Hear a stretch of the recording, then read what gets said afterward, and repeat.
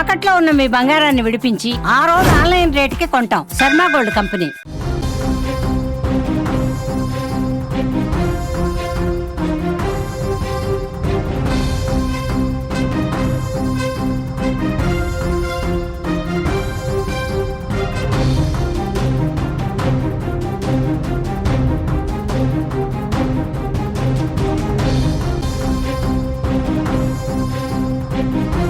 మరో breaking news చూస్తున్నాం. Gandikota murder case ఇంకా వీడటం లేదు. యువతి శరీరంపై బలమైన గాయాలున్నాయి. లివర్ కు తీవ్ర గాయం కావడంతోనే వైష్ణవి మృతి చెందినట్లుగా తెలుస్తోంది. తాజాగా యువతి బంధువు కొండయ్యపై పోలీసులు అనుమానం వ్యక్తం చేస్తున్నారు. తెరపైకి మళ్లీ కొండయ్య అనే పేరొచ్చింది. కొండయ్య వైష్ణవి పెద్దమ్మ కొడుకుగా కూడా తెలుస్తోంది. వైష్ణవిని కాలేజ్ దగ్గర రోజు కొండయ్యే డ్రాప్ చేసేవాడని కూడా సమాచారం అయితే అందుతోంది. ఆదివారం పని నిమిత్తం చెన్నై వెళ్లినట్లుగా తెలుస్తోంది కొండయ్య. ఈ హత్యలో కొండయ్య ప్రమేయంపై పోలీసులు కూడా అనుమానం వ్యక్తం చేస్తున్నారు. ఆ కోణంలో ఇప్పుడు పోలీసులు దర్యాప్తు ప్రారంభించినట్లుగా కూడా మనకి సమాచారం అయితే అందుతోంది. మళ్లీ మొదటి నుంచి పోలీసులు విచారిస్తున్నట్లుగా కూడా తెలుస్తోంది. అనుమానితులను మళ్లీ మొదటి నుంచి కూడా విచారణ చేస్తున్నట్లుగా పోలీసులు చెప్తున్నారు. ప్రియుడు చంపలేదు, బలవన్మరణం కూడా కాదు. మరి మైనర్ బాలిక ఎలా చనిపోయింది? పరువు హత్య ఏమైనా జరుగుంటుందా? అసలేం జరిగింది? ఆంధ్రప్రదేశ్ కడప జిల్లాలో ఇంటర్ విద్యార్థి హత్య మిస్టరీగానే మారింది. బాలికను ప్రియుడు లోకేష్ హత్య చేశాడని మృతురాలి కుటుంబ సభ్యులు పక్కనుంచి ఆరోపిస్తూ ఉండగా అసలు మైనర్ బాలిక హత్య కేసులో ప్రియుడు లోకేష్ ప్రమేయం లేదని పోలీసులు ఇక్కడ క్లీన్ చిట్ ఇవ్వడం సంచలనంగా మారింది. అంతేకాకుండా ఆమెపై లైంగిక దాడి కూడా జరగలేదని పోలీసులు వెల్లడిస్తున్నారు. గండికోటను పరిశీలించిన ఎస్పీ, డీఐజీ కీలక ఆధారాలను సేకరించారు. అన్ని కోణాల్లో కూడా దర్యాప్తు ముమ్మరం చేస్తున్నట్లుగా కూడా వాళ్ళు చెప్తున్నారు. సోమవారం ఉదయం 8 గంటల నుంచి 8:30 బాలికని గండికోటకు తీసుకెళ్లిన ప్రియుడు లోకేష్ 10:40 ఒక్కడే వెనక్కి వెళ్ళిపోయిన ఫుటేజ్ కూడా మనకు కనిపిస్తోంది. బాలిక కాలేజ్కి వెళ్లలేదనే విషయం ఇంట్లో తెలిసిందని భయపడి తనను అక్కడే వదిలేసి లోకేష్ వెళ్ళిపోయినట్లుగా పోలీసులు వెల్లడించారు. ఆ తర్వాత గండికోటకు బాలిక అన్న సురేంద్ర ఒక్కడే వెళ్ళినట్లుగా కూడా గుర్తించారు పోలీసులు. ఆ తర్వాత ఏం జరిగింది అనేది ఇక్కడ మిస్టరీగా మారిన పరిస్థితి అయితే కనిపిస్తోంది. ఇక ఇదే అంశానికి సంబంధించిన మరింత సమాచారం మా ప్రతినిధి సుదర్శన్ అందించే ప్రయత్నం చేస్తారు. S Sudarshan, Gandikota murder case అయితే ఇంకా మనకి మిస్టరీగా మారిందని చెప్పుకోవచ్చు. తెరపైకి కూడా ఇంకొక పెద్దమ్మ కొడుకు కొండయ్య పేరైతే తెరపైకి వస్తుంది కొత్తగా. ఏంటి అసలు? అవును, ఇతని పేరు చిన్న కొండయ్య. పెదనాన్న కొడుకు వైష్ణవికి. ఇతను కూడా ఆ ఊర్లోనే అనుమాన గుర్తిలో ఉంటాడు. ఇతనికి సమాచారం అందింది. ఇతను కూడా ఇప్పుడు ఇతను ఎందుకు ఇంతగా పోలీసులు అనుమానిస్తున్నారు దానికి ఒకే కారణం. మొట్టమొదటిగా వైష్ణవి డెడ్ బాడీని గుర్తించింది ఇతనే. ఓకే. రాత్రంతా ఎతికారు. ఆ రోజు మధ్యాహ్నంకు తెలిసింది, కాలేజీ నుంచి పొద్దున్న రాలేదని తెలిసింది. సాయంత్రం వరకు వెతికారు, కనిపించలేదు. అంటే మంగళవారం ఉదయాన్నే మళ్ళీ పోలీసులతో కలిసి సురేంద్ర ఒక బ్రదరు, కొంతమంది కానిస్టేబుల్ ఒకవైపు వెళ్లారు. అలాగే చిన్న కొండయ్య ఇతను మరో బ్రదరు వైష్ణవికి, ఇతను మరికొంతమంది కానిస్టేబుల్ మరోవైపు వెళ్లి వెతికే ప్రయత్నంలో ముందు వెళుతున్నటువంటి కానిస్టేబుల్ గుర్తించని బాడీని కానిస్టేబుల్ వెనక వైపున వస్తున్నటువంటి చిన్న కొండయ్య గుర్తించాడు. అంటే అదే దారిలో వెళ్తూ అటువైపు ఇటువైపు చూస్తే, క్యాజువల్ గా చూస్తే కనిపించని, కొద్దిగా తీక్షణంగా చూసినా కూడా కనిపించని కానిస్టేబుల్ కనిపించని బాడీ చిన్న కొండయ్య ఎలా ఐడెంటిఫై చేయగలిగాడు అంటే అది ఒక రేంజ్ హైట్ కు దాని ముందే ఒక బండరాయి ఉంటుంది. ఆ బండరాయి పైకి ఎక్కి నిక్కి చూస్తే తప్ప ఆ బాడీ కనిపించదు. ఆ బాడీ ఉన్న ప్లేస్ అలాంటిది. అయితే క్యాజువల్ గా కానిస్టేబుల్ తో పాటు నడుచుకుంటూ వస్తున్నటువంటి చిన్న కొండయ్య అక్కడే ఉందని ఎలా గుర్తించాడు అన్నది ఇప్పుడు పోలీసులు కలుగుతున్నటువంటి అనుమానము. అక్కడ బాడీ ఉందని ముందే తెలుసా అతనికి అనే కోణంలో ఇప్పుడు పోలీసులు అనుమానిస్తున్నారు, విచారణ చేస్తూ ఉన్నారు. ఉదయం నుంచి కూడా క్లూస్ టీం మొత్తం కూడా సుమారుగా 15 మంది క్లూస్ టీం సిబ్బంది వచ్చారు. ఆ రంగనాయక స్వామి ఆలయం మొత్తం కూడా వాళ్ళు జల్లెడ పడుతూ ఉన్నారు. ఎక్కడైనా బ్లడ్ డ్రాప్స్ ఉన్నాయా, లేకంటే అమ్మాయికి సంబంధించిన గాజులు కానీ, ఇయర్ పిన్స్ కానీ ఏమన్నా ఉన్నాయా, అసలు ఏ చిన్న ఎవిడెన్స్ అయినా దొరుకుతుందా అన్న కోణంలో పోలీసులు అయితే ఒకవైపు జల్లెడ పడుతున్నారు. ఉదయం నుంచి కూడా సుమన్ టీవీ గండికోటలోనే ఉంది. వీళ్ళందరూ చేస్తున్న ఒకవైపు క్లూస్ టీము, మరోవైపు పోలీసులు అన్ని కోణాల్లో కూడా విచారణ సాగిస్తూనే ఉన్నారు. అయినప్పటికీ ఏమాత్రం క్లారిటీ రావట్లేదు. ఫస్ట్ ఆఫ్ ఆల్ అమ్మాయిని ఎక్కడ చంపారు, ఏ రూట్ లో తీసుకెళ్లి అక్కడ పడేసినారు అనేది ఇప్పుడు పోలీసులకు అంతు చిక్కడం లేదు. వాళ్ళు కొన్ని ఎగ్జామ్షన్స్ చేసుకుంటున్నప్పటికీ, కొన్ని ఊహించుకుంటున్నప్పటికీ ఎక్కడో ఒక చోట ఇది మళ్ళీ ఎగ్జిస్ట్ కాదు అనేది వాళ్ళకు తేలుతూ ఉంది. అందువల్ల అంటే మనం ఫస్ట్ రోజు చేసినటువంటి గ్రౌండ్ రిపోర్ట్ లో ఒకటే చెప్పాము, ఆ ధాన్యాగారానికి జుమ్మా మసీదుకు మధ్యలో ఒక దారి ఉంది, అక్కడ కేవలం నడక మార్గమే, ఆ నడక మార్గంలోనే వెళ్ళారు, అక్కడే ఆ అమ్మాయిని చంపేయడం జరిగింది, అక్కడే పడేశారు అని మనం ఎక్స్పెక్ట్ చేశాము. అయితే పై నుంచి రంగనాయక స్వామి వెనక వైపు కాబట్టి అక్కడంతా కూడా హైట్ గా పెద్ద పెద్ద బండరాళ్ళు ఉంటాయి.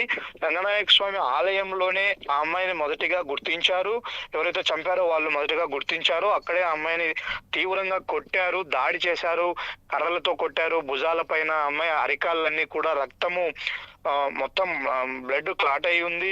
అలాగే పక్క నుంచి అంటే పక్కటి ఎముకల నుంచి బలంగా తన్నడంతో కాలితో ఆ అమ్మాయి లివరు డ్యామేజ్ అయింది, అందువల్లే మరణానికి దారి తీసింది, ఆ గాయమే ఆ అమ్మాయి ప్రాణాన్ని తీసింది అని కూడా పోస్ట్ మార్టం నివేదిక చెప్తూ ఉంది. అంటే ఒకరు కాదు, ఇద్దరు కాదు, దాదాపు ముగ్గురు 3 విధాలుగా ఆ అమ్మాయిని అన్ని విధాలుగా కొట్టారు విచక్షణారహితంగా. ఆ దెబ్బలు తట్టుకోలేక అమ్మాయి చనిపోయింది. చనిపోయిన తర్వాత పై నుంచి రంగనాయక స్వామి ఆలయము పక్కన నుంచి, గోడ పక్కన నుంచి తీసుకెళ్లారు ముగ్గురు. తీసుకెళ్లి వెనక వైపున అంటే ఒక బండరాయి పైన పడుకోవడం కూడా కాదు, ఒక వైపుగా ఆ బండరాయికి ఆనిచ్చి అట్లా బాడీని కూర్చోబెట్టారు. అది క్యాజువల్ గా అటువైపు నుంచి వెళ్ళినా ఇటువైపు నుంచి వెళ్ళినా ఆ ప్లేస్ కనిపించదు. ఎగ్జాక్ట్లీ అక్కడ ఏమన్నా ఉంటుందా అని పట్టుబట్టి అక్కడికి దగ్గరికి వెళ్ళి ఎతికితే తప్ప, అంటే ఆ ప్లేస్ అలా ఉంది, దగ్గరికి వెళితే తప్ప ఆ ప్లేస్ లో ఏముంది అనేది కనిపించని పరిస్థితి. అలాంటి ప్లేస్ లో వీళ్ళు దాచిపెట్టారు. సరే, జరిగింది. ఒకవేళ చంపేశారు అది ఎవరైనా కానీ, అక్కడే బాడీని వదిలి వెళ్లాల్సింది కదా, ఎందుకు అంత దాచిపెట్టాల్సిన అవసరం వచ్చిందనే కోణంలో కూడా పోలీసులు ఇది చేస్తున్నారు. ఎందుకంటే గండికోట ఎంట్రన్స్ లో సీసీ ఫుటేజ్ ఉంది, మళ్ళీ అక్కడ టోల్ గేట్ దగ్గర సీసీ ఫుటేజ్ ఉంది, చుట్టూ పెన్నా నది ఉంది, పెద్ద లోయ అది. అంటే ఎక్కడ పడితే అక్కడ గండికోట నుంచి దాటుకొని వెళ్ళడానికి 2-3 మార్గాలు అయితే లేవు. ఎటు వెళ్ళినా కూడా వెహికల్లో వెళ్ళాలంటే మాత్రం ఖచ్చితంగా సీసీ ఫుటేజ్ మీదుగానే వెళ్ళాలి, అక్కడ రికార్డ్ అవుతాము అనేది వాళ్ళకు తెలుసు ఖచ్చితంగా. కాబట్టి వెళ్ళడానికి, ఇక్కడ నుంచి తప్పించుకొని పారిపోవడానికి కొంత సమయం కావాలి. బాడీ అప్పుడే కంటపడితే మాత్రం వెంటనే పోలీసులు ఇన్వెస్టిగేషన్ చేస్తే దొరికిపోతాము అన్న కోణంలో కూడా వాళ్ళు ఆలోచించి ఉండవచ్చు. అందుకే ఎవరికి కనిపించకుండా రహస్యంగా దాచారు. ఫైండ్ అవుట్ అవ్వడానికి మరుసటి రోజు ఉదయం పట్టింది కాబట్టి ఆ లోపు నిందితులు పారిపోవడానికి అవకాశం దొరికింది. ఇప్పుడు వాళ్ళ సెల్ ఫోన్ నెంబర్స్ ను కొన్ని ఇక్కడ అప్పుడు ఈ నెట్వర్క్ సిగ్నల్ లో ఏమేమి ఉన్నాయో ఆ నెంబర్స్ ను గుర్తించి అన్ని కూడా ట్రేస్ అవుట్ చేస్తూ ఉన్నారు. వాటిల్లో 2-3 నెంబర్లు అనుమానంగా ఉన్నాయి. అయితే వాళ్ళు ఇక్కడ వాళ్ళ సిగ్నల్స్ చూపిస్తా ఉన్నట్టుగా లేవు. వాళ్ళని ఐడెంటిఫై చేయడం కోసమే నిందితులను పట్టుకోవడం, ప్రెస్ ముందు హాజరుపరచడానికే పట్టుకోవడానికి వీలు కాలేదు కాబట్టి, ఇంకా నిందితులు పోలీసులు అదుపులో లేరు కాబట్టి ప్రెస్ మీట్ పెట్టడానికి ఆలస్యం చేస్తున్నారు అన్న అంటే ఇక్కడ ఇంకొకటి కూడా సుదర్శన్, అందరినీ కూడా ఫస్ట్ నుంచి కూడా పోలీసులు విచారణ చేస్తున్నాం అనేది కూడా మనకున్న అప్డేట్ ఇప్పటి వరకు. అంటే కొండయ్య కూడా ఇప్పుడు పోలీసుల అదుపులో ఉన్నాడు అని అనుకోవచ్చు అని అంటారా ఏంటి? అంటే ఆ రోజు సడన్ గా ఎప్పుడు కాలేజ్కి కూడా కొండయ్య డ్రాప్ చేస్తూ ఉంటాడు, ఆ రోజు సడన్ గా సండే రోజు రేపు నేను రావట్లేదు నువ్వే వెళ్ళు అని కూడా ఆయన చెప్పిన పరిస్థితి కనిపిస్తుంది. నెక్స్ట్ డే కూడా ఆయన వచ్చాడు, తర్వాత అమ్మాయి చనిపోయిన 1 డేకి. లేదు, అది కాలేజీకి డ్రాప్ చేసేది ఓన్ బ్రదర్, అతని పేరు బ్రహ్మయ్య. ఓన్ బ్రదర్ కాలేజీకి డ్రాప్ చేస్తూ ఉంటాడు. అయితే అతను ఆదివారం సాయంత్రము ఏదో సర్టిఫికెట్ల పని కోసం చెన్నై వెళ్ళాడు. అతను బీటెక్ చేస్తున్నాడు. అంటే మరుసటి రోజు సోమవారం డ్రాప్ చేయడానికి అతను లేకపోవడం వల్లే ఈ అమ్మాయి ఒకటే వెళ్ళింది. మరి ఈ కొండయ్య ఎవరు? ఒకటి సుదర్శన్, కొండయ్య పెదనాన్న కొడుకు, చిన్న కొండయ్య ఇతని పేరు. ఇతను పెదనాన్న కొడుకు, ఇతను ఊర్లోనే ఉన్నాడు. సురేంద్ర ఎవరైతే స్పాట్ కు గండికోటకు వచ్చి వెళ్ళాడో హాఫ్ అన్ అవర్ లో రిటర్న్, ఆ సురేంద్రనే కాలేజీకి తన పిన్నితో కలిసి హనుమనగుత్తి నుంచి పొద్దుటూరులో ఉన్నటువంటి కాలేజీకి వచ్చిన తర్వాత అక్కడ గండికోటకి వెళ్ళిందని నిర్ధారించుకున్న తర్వాత అక్కడి నుంచి కొండయ్యకు సురేంద్ర ఫోన్ చేశాడు. పిన్నిని నేను కాలేజ్ దగ్గర వదిలిపెడుతున్నా, నువ్వు వచ్చి పిన్నిని పికప్ చేసుకో, నేను ఇక్కడ నుంచి గండికోటకి వెళ్తున్నాను అని చెప్పి వెళ్ళాడు.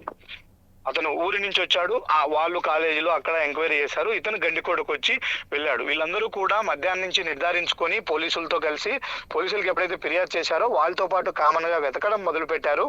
ఆ రోజు రాత్రి కూడా, అంటే గండికోట గ్రామస్తులతో మనము వాళ్ళతో ఇంటరాక్ట్ అయినప్పుడు వాళ్ళు చెప్తూ ఉన్నది, అక్కడ ఎంట్రన్స్ లోనే ఒక స్కూల్ ఉంటుంది, అక్కడ ప్రతిరోజు కూడా చెక్క భజన చేస్తారు.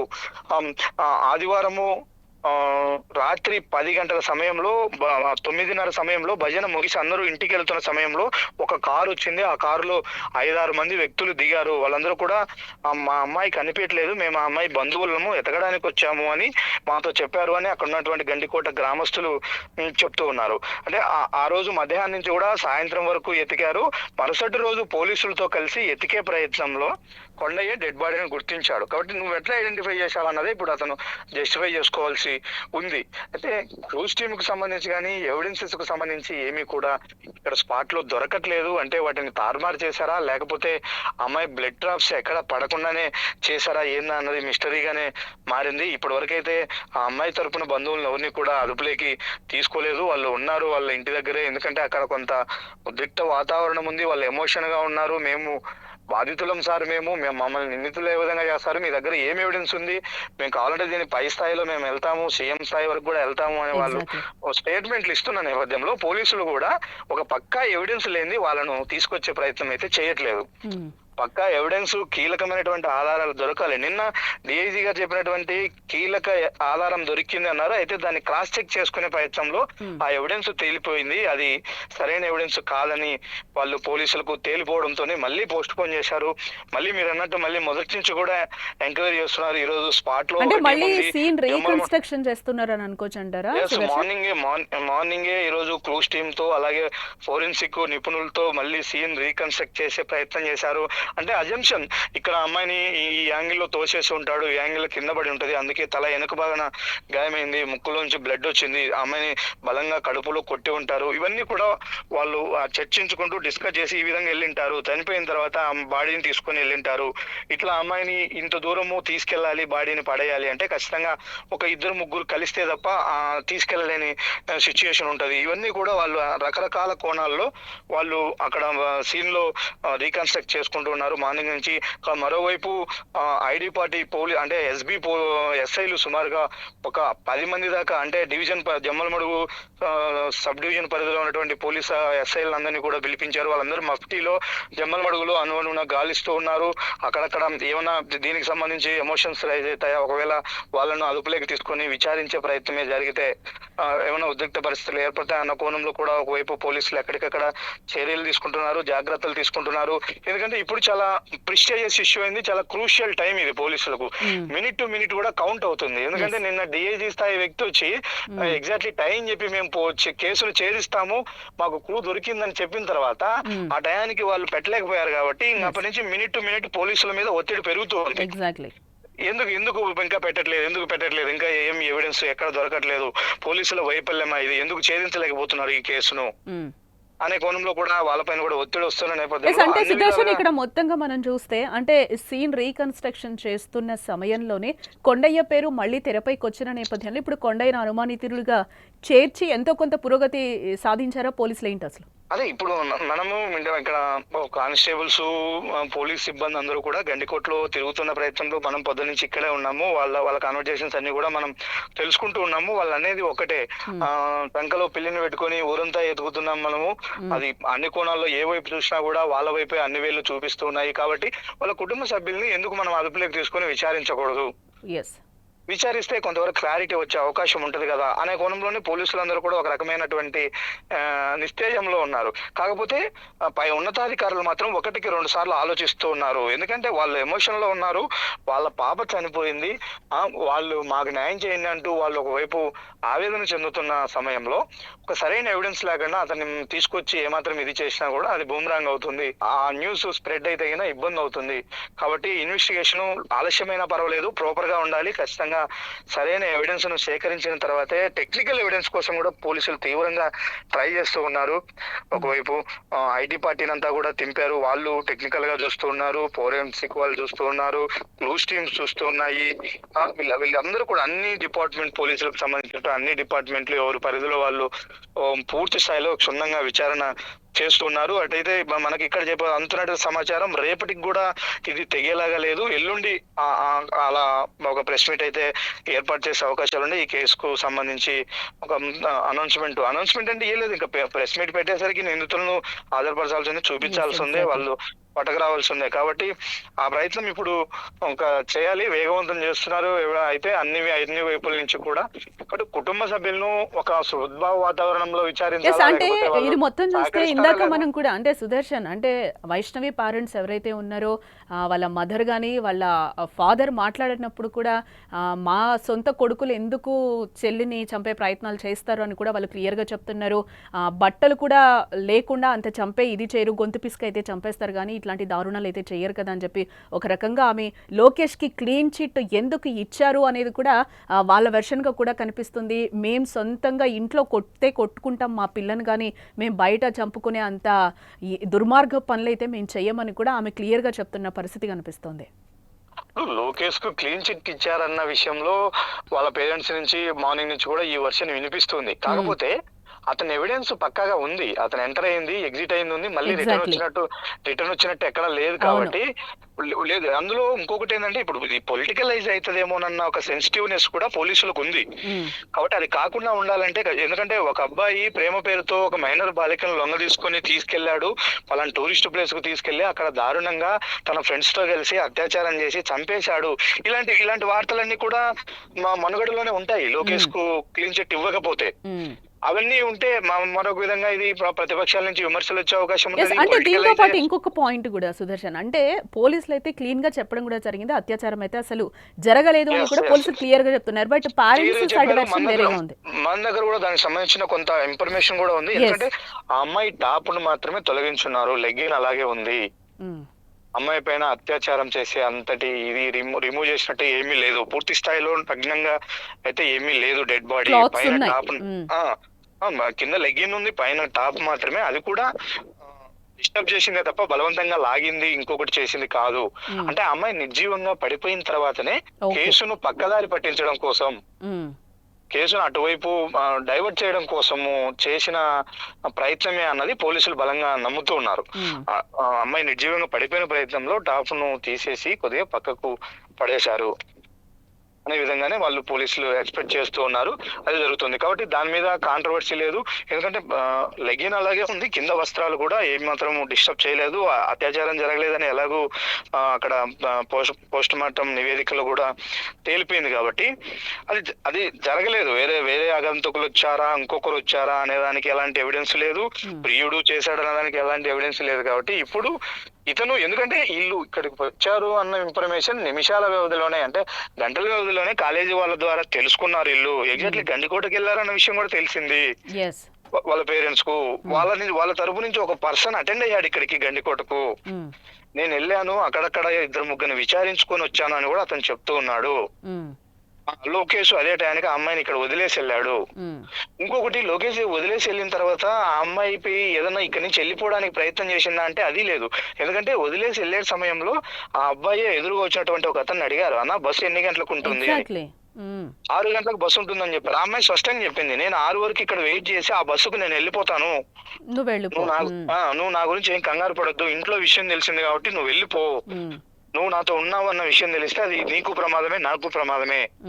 అంటే ఆ అమ్మాయి ఇంకోటి కూడా కాన్ఫిడెంట్ గా ఉండిండొచ్చు. ఎందుకంటే ఫ్రెండ్స్ తో కలిసి గండికోటకి వెళ్తున్నాను అనే విషయం వాళ్ళ పేరెంట్స్ కు తెలిసింది. కాబట్టి ఆ గండికోటకు ఒకవేళ మా పేరెంట్స్ నన్ను ఎత్తుక్కుంటూ వచ్చినా కూడా మా బంధువులు, నేను ఉంటాను కాబట్టి మా ఫ్రెండ్స్ తో వచ్చాను, మా ఫ్రెండ్స్ ఇప్పుడే వెళ్ళారు, నేను కూడా వెళ్ళడానికి ప్రయత్నిస్తున్నాను, బయలుదేరుతున్నానని ఏదో ఒకటి సర్ది చెప్పుకోవచ్చు అనే కాన్ఫిడెంట్ లో కూడా అమ్మాయి ఉండొచ్చు. అవును, అదే కనిపిస్తుంది కూడా ఇక్కడ. అవును, ఆ ప్రయత్నంలో కూడా ఉండొచ్చు. అందుకే నేను ఉంటాను, ఇక్కడే ఉంటాను, ఒకవేళ మా ఫ్రెండ్స్ మా బంధువులు వస్తే నేను వాళ్ళ సర్ది చెప్పుకొని వాళ్ళతో పాటు కలిసి ఇంటికి వెళ్తాను, లేదు వాళ్ళు రాలేదు ఇక్కడికి రారంటే నేను ఈవినింగ్ బస్ కు వెళ్ళిపోతాను పో అని చెప్పి ఆ అమ్మాయి ఇక్కడే ఉండింది.